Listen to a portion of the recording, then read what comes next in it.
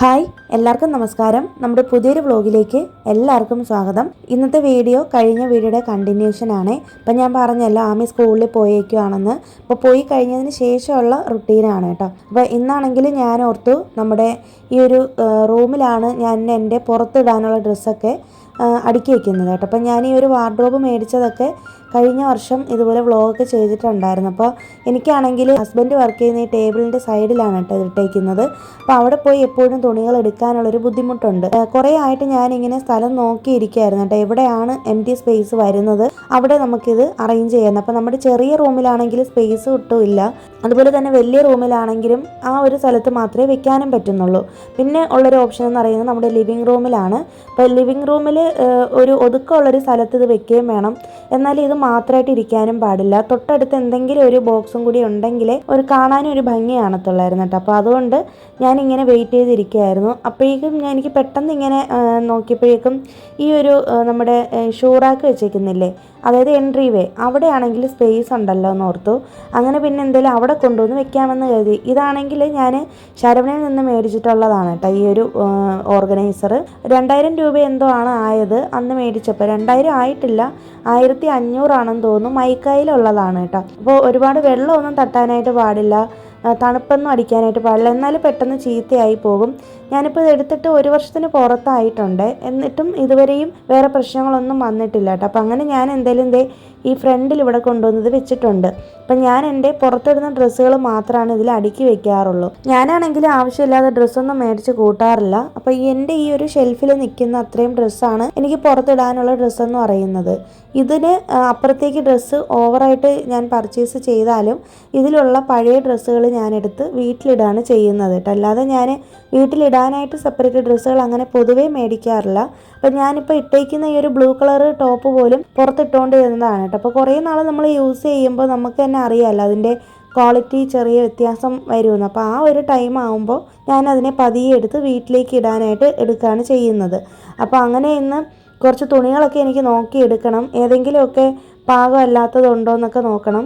ഇപ്പോൾ പാകമല്ലാത്തതുണ്ടെങ്കിൽ അത് ഞങ്ങൾ പുറത്ത് കൊടുക്കുകയാണ് ചെയ്യുന്നത് കേട്ടോ. അതായത് ഇടാൻ പറ്റുന്ന തരത്തിലുള്ള ഡ്രസ്സുകൾ മാത്രം.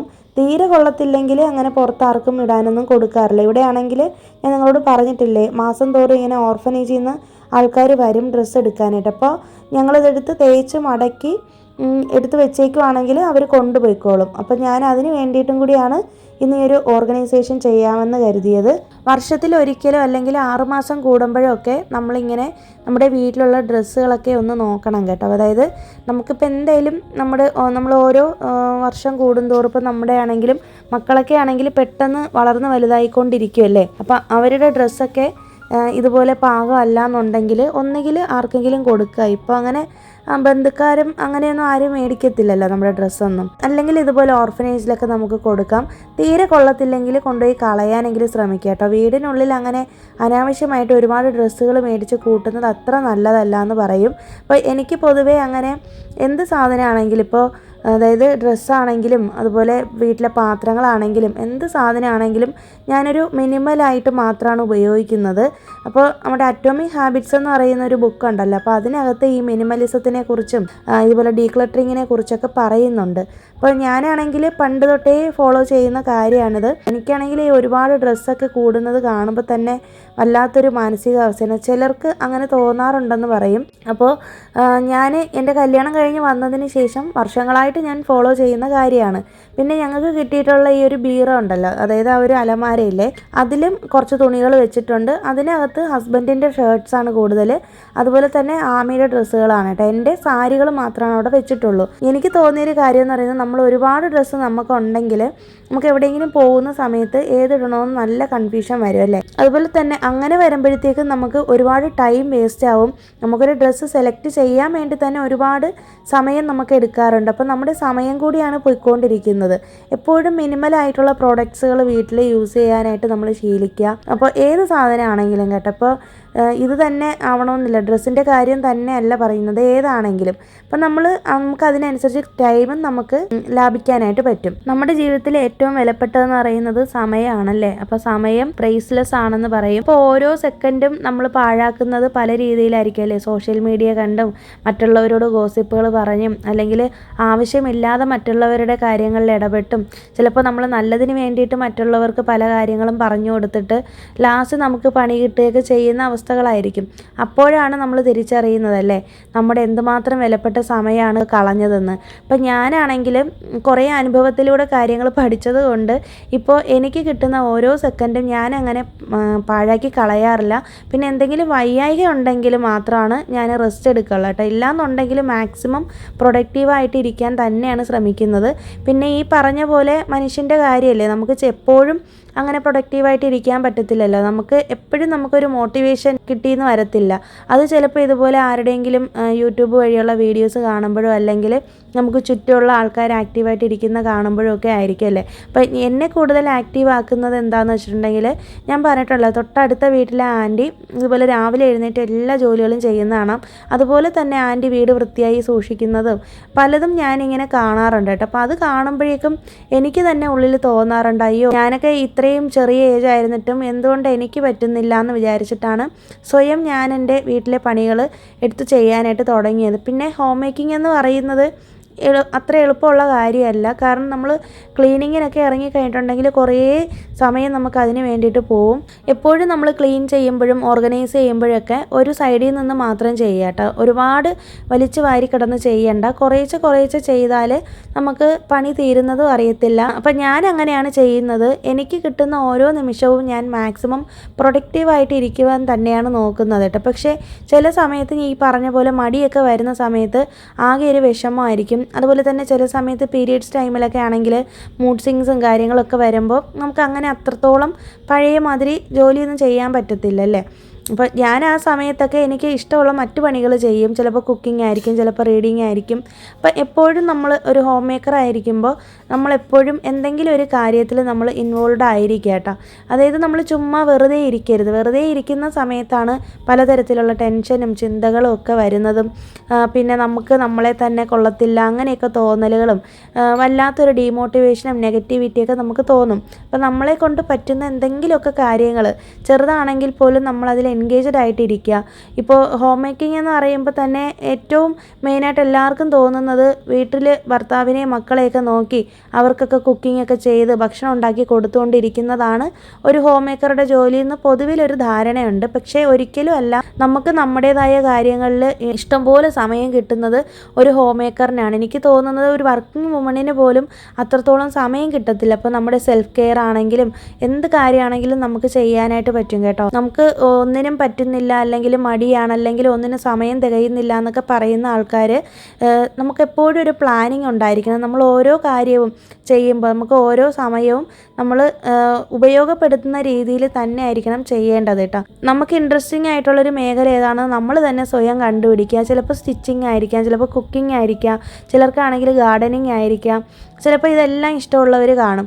അപ്പോൾ നമുക്ക് മക്കളെയൊക്കെ സ്കൂളിൽ വിട്ട് കഴിഞ്ഞതിന് ശേഷം നമ്മുടെ ഇഷ്ടപ്പെട്ട മേഖല ഏതാണോ അതിന് വേണ്ടിയിട്ട് ദിവസവും ഒരു അരമണിക്കൂറെങ്കിലും നമ്മൾ സ്പെൻഡ് ചെയ്യുമ്പോൾ ഉണ്ടല്ലോ, നമുക്ക് വല്ലാത്തൊരു നമ്മൾ എന്തിനോ വേണ്ടി ജീവിക്കുന്നതായിട്ട് നമുക്ക് തോന്നത്തില്ല.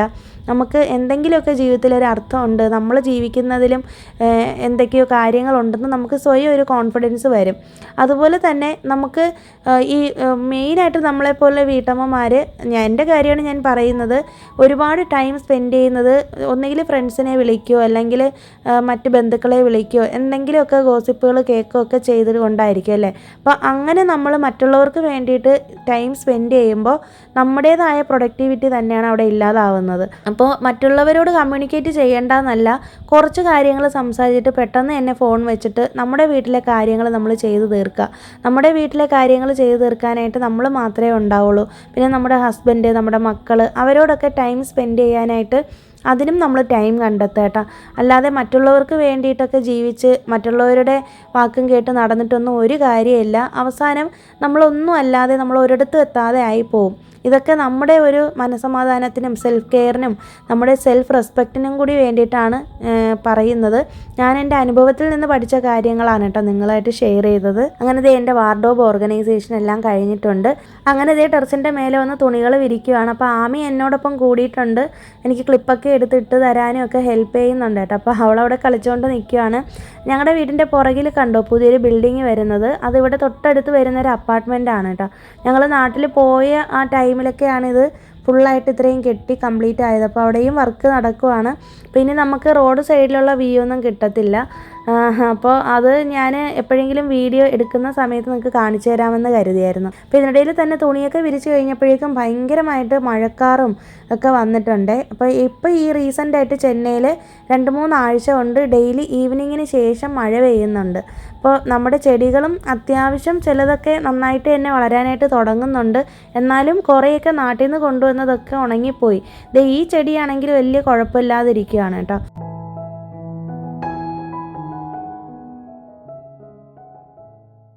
നമ്മുടെ തെറ്റിയുടെ കാര്യം പിന്നെ പറയണ്ട, അതെല്ലാം നന്നായിട്ട് ഉണങ്ങി നിൽക്കുകയാണ്. ഈ ചെടിയെല്ലാം പോയി കിടക്കുകയാണ് കേട്ടോ. അപ്പോൾ കുറേ ദിവസം കണ്ടിന്യൂസ് ആയിട്ട് മഴ പെയ്യുകയാണെങ്കിൽ നല്ലപോലെ നമുക്ക് ചെടികൾ വളർന്ന് കിട്ടും. അപ്പോൾ ഞാനും വെയിറ്റിങ്ങിലാണ്. മഴ കിട്ടുന്ന കാണുമ്പോൾ തന്നെ ഒരു സന്തോഷമാണ്. അപ്പോൾ ഈ ഒരു ടൈമിലൂടെ മഴയൊന്നും പെയ്യാറില്ല. എന്നാലും ഇപ്പോൾ കുറച്ച് ദിവസം കൊണ്ട് നല്ലതായിട്ട് മഴ കിട്ടുന്നത് കൊണ്ട് ഒരു സന്തോഷമുണ്ട്. പിന്നെ ഞങ്ങൾ താഴേക്ക് വന്നിട്ടുണ്ട്. താഴെ വന്നിട്ട് ഞാനാണെങ്കിൽ വീടിനുള്ളിലൊന്ന് അടിച്ച് വാരാമെന്ന് കരുതി. അപ്പോൾ രാവിലെ തൊട്ടേ ഈ ഓരോ പണികൾ ചെയ്ത് ഇങ്ങനെ നടക്കുമായിരുന്നു കേട്ടോ. അപ്പോൾ വീടിനുള്ളിൽ അടിച്ച് വാരാനുള്ള ടൈം കിട്ടിയില്ല. അപ്പോൾ ഇന്ന് ആമിക്ക് സ്കൂൾ ഓപ്പണിങ് ചെയ്ത ഡേയും കൂടെ ആയിരുന്നല്ലോ. അപ്പോൾ അതുകൊണ്ട് തന്നെ രാവിലെ ഞാൻ ആ തിരക്കിലൊക്കെ പെട്ടുപോയതാണ്. പിന്നെ അങ്ങനെ അതൊക്കെ ചെയ്ത് കഴിഞ്ഞപ്പോഴേക്കും പുറത്ത് വന്ന് നോക്കിയപ്പം മാനമൊക്കെ ഇങ്ങനെ കറുത്ത് കിടക്കുകയാണ്. ആകാശം ഒക്കെ കറുത്ത് ഇരുണ്ട് മൂടിക്കെട്ടി കിടക്കാനായിട്ട്. അപ്പോൾ മഴയ്ക്ക് വേണ്ടിയിട്ട് ഞങ്ങൾ ഇങ്ങനെ വെയിറ്റിങ്ങിലാണ്. ഹസ്ബൻഡിനെ ഇനിയിപ്പോൾ ജോലിക്ക് പോകണം. മഴ അതിന് മുന്നേ പെയ്യുമെന്നൊന്നും അറിയത്തില്ല. ഞങ്ങളിങ്ങനെ വെയിറ്റ് ചെയ്തിരിക്കുവാണ് കേട്ടോ. 1-2 ഡ്രോപ്സൊക്കെ ഇങ്ങനെ വന്നെങ്കിലും പിന്നെ മഴ അങ്ങോട്ട് മാറിപ്പോവാണ് ചെയ്തത്.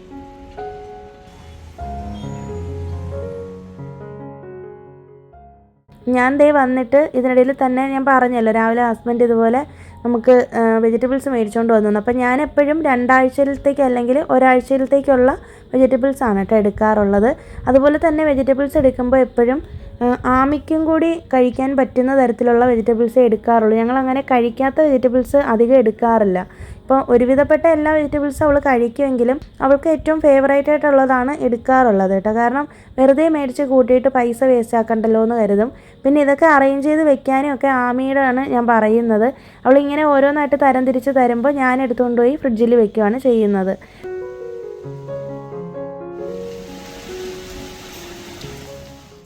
പിന്നെ ഇതിൻ്റെ ഇടയിൽ തന്നെ മഴ പെയ്തിട്ടുണ്ട് കേട്ടോ. മഴ അങ്ങനെ സ്റ്റാർട്ടായി. നല്ല അടിപൊളി മഴയാണ്. ഇപ്പോൾ മഴ പെയ്യാൻ തുടങ്ങിയതിന് ശേഷം ഇവിടെ നല്ല തണുപ്പുമൊക്കെ ആയിട്ടുണ്ട്. എൻ്റെ ചെടികളെ ഒന്ന് എങ്ങനെയെങ്കിലും രക്ഷപ്പെടുത്തി എടുക്കണമെന്ന് മാത്രമേ ഉള്ളായിരുന്നു കേട്ടോ എനിക്ക്. പിന്നെ അതുപോലെ തന്നെ നമ്മുടെ വീടിൻ്റെ കിച്ചണിൻ്റെ ബാക്ക് സൈഡിലും പുതിയൊരു അപ്പാർട്ട്മെൻറ്റ് വരാനായിട്ട് പോവുകയാണ്. അപ്പോൾ അവിടെയും വർക്കൊക്കെ സ്റ്റാർട്ട് ചെയ്യുന്നുണ്ട്.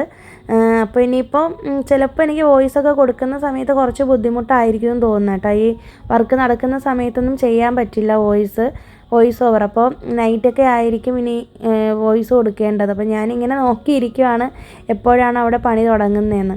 പിന്നെ ഇതിനിടയിൽ തന്നെ ഞാൻ വന്നിട്ട് മഴ പെയ്യുമല്ലേ എന്ന് ഓർത്തിട്ട് പെട്ടെന്ന് തന്നെ ഒരു ബ്ലാക്ക് കോഫി ഇട്ടായിരുന്നു കേട്ടോ. അപ്പോൾ ഹസ്ബൻഡിനെ ഓഫീസിൽ പോകുന്നതിന് മുന്നേ തന്നെ അത് ഇട്ട് കൊടുക്കാമെന്ന് കരുതി. അത് നല്ല മഴയാണല്ലോ. അപ്പോൾ ഇന്ന് എനിക്ക് ശരിക്കും ഉണ്ടെങ്കിൽ വടയൊക്കെ ഉണ്ടാക്കണമെന്നുണ്ടായിരുന്നു. പക്ഷേ ഞാനാണെങ്കിൽ ഉഴുന്നൊന്നും വെള്ളത്തിലിട്ടില്ല. പിന്നെ വീട്ടിലുള്ള സ്നാക്സൊക്കെ വെച്ച് തന്നെ ഞങ്ങളത് അഡ്ജസ്റ്റ് ചെയ്യുകയാണ് ചെയ്തത് കേട്ടോ. അപ്പോൾ ആമിക്ക് ഭയങ്കര ഇഷ്ടമാണ് ഉഴുന്നുവട കഴിക്കാനൊക്കെ. അപ്പോൾ ഞാനിപ്പോൾ കുറേ ആയി ഈവനിങ് സ്നാക്കൊക്കെ ഉണ്ടാക്കിയിട്ട്. ഞാൻ പറഞ്ഞില്ലേ നാട്ടിലൊക്കെ പോയി വന്നതിന് ശേഷം ആകെ ഒരു ക്ഷീണവും മടുപ്പും ഒക്കെ ആയിരുന്നു കേട്ടോ.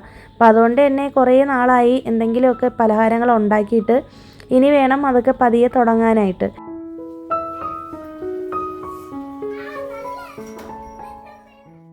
പിന്നെ ഇതിനിടയിൽ തന്നെ ഹസ്ബൻഡ് ഓഫീസിൽ പോയിട്ടുണ്ട് കേട്ടോ. അപ്പോൾ മഴയൊക്കെ ഒരു സൈഡിൽ നന്നായിട്ട് പെയ്യുന്നുണ്ട്. അപ്പം ഞാൻ ഓർത്തു എനിക്കാണെങ്കിൽ നാട്ടിൽ നിന്ന് ഇതുപോലെ കുറച്ച് ഡ്രസ്സ് എടുത്തു എന്ന് പറഞ്ഞില്ലേ, ആ സമയത്ത് ഫ്രോക്ക് നൈറ്റി ഞാൻ എടുത്തായിരുന്നു. അപ്പോൾ ഞാനതങ്ങനെ അധികം ഇടാറില്ല. കാരണം ഇതെന്ന് വെച്ചിട്ടുണ്ടെങ്കിൽ പഫ് സ്ലീവാണ്. അപ്പോൾ അന്ന് നാട്ടിലായിരുന്ന സമയത്ത് അവിടെ ആ ഒരു ടൈമിൽ ഇതിൻ്റെ ഒരു ട്രെൻഡിങ് ആയി പോയിക്കൊണ്ടിരുന്നൊരു സമയമാണ് കേട്ടോ. അപ്പോൾ ഞാനോർത്ത് ഒരെണ്ണം എടുക്കാമെന്ന് കേട്ടോ. അങ്ങനെ മേടിച്ചതാണ്. കോട്ടൻ്റെ മെറ്റീരിയലാണ്, നല്ല കട്ടിയൊക്കെ ഉള്ളതാണ്. അപ്പോൾ ഞാനതിൻ്റെ സൈഡൊന്നും അടിച്ചില്ല. അപ്പോൾ അത് ഇപ്പോൾ എന്തായാലും ഇനി വന്നിട്ട് ചെയ്യാമെന്ന് കരുതി കേട്ടോ. അപ്പോൾ ഞാൻ ഇതുവരെയും ഇട്ടിട്ടൊന്നുമില്ല. അപ്പോൾ ഫസ്റ്റ് ടൈമാണ് ഇടാനായിട്ട് പോകുന്നത്. അപ്പോൾ ഇത് ഒന്ന് ആൾട്ടർ ചെയ്തതിന് ശേഷം വേറൊരു ദിവസം ഇടാമെന്ന് കരുതി. അങ്ങനെ അതൊക്കെ എടുത്തൊന്ന് അടിച്ചെടുത്തതാണ്. പിന്നെ ഞാനങ്ങനെ എപ്പോഴും തയ്ക്കാറൊന്നുമില്ല, നിങ്ങൾക്ക് അറിയാമല്ലോ, എനിക്ക് ഭയങ്കര മടിയാണ്. പിന്നെ ഇന്നിപ്പോൾ ആ ഒരു പെട്ടെന്നൊരു ഇത് വന്നിട്ട് ഇൻട്രസ്റ്റ് വന്നിട്ട് അങ്ങനെ ചെയ്തതാണ് കേട്ടോ. അപ്പം ഞാൻ അത് കഴിഞ്ഞിട്ട് മേലൊക്കെ കഴുകിയിട്ട് വന്നതിന് ശേഷം വിളക്കൊക്കെ വെച്ചിട്ടുണ്ടായിരുന്നു. അത് കഴിഞ്ഞിട്ട് വന്നിട്ട് ആമിക്കാണെങ്കിൽ ബാക്കി ബുക്സും അതുപോലെ റാപ്പിംഗ് പേപ്പറും ഒക്കെ കിട്ടിയിട്ടുണ്ട്. ഞാൻ പറഞ്ഞല്ലോ കഴിഞ്ഞ വീഡിയോയിൽ ഇതുപോലെ അവർക്ക് പോക്കറ്റ് മോഡലുള്ള കവർ കിട്ടും, അപ്പോൾ അതിലാണ് ഇങ്ങനെ റാപ്പ് ചെയ്യേണ്ടതെന്നൊക്കെ പറഞ്ഞില്ലേ. അപ്പോൾ അത് കിട്ടിയിട്ടുണ്ട്. അപ്പോൾ അതൊക്കെ എടുത്തു വെച്ച് റാപ്പിംഗ് ഒക്കെ ചെയ്തിട്ടുണ്ട് കേട്ടോ. അപ്പോൾ ഇനി ബാലൻസ് ഉള്ളത് ഇവിടെ ഇങ്ങനെ വലിച്ചു വാരി ഇട്ടേക്കുവാണ്. ഇന്നിപ്പോൾ ബെഡിൽ വെച്ചിട്ടാണ് ഇതൊക്കെ ചെയ്യുന്നത്.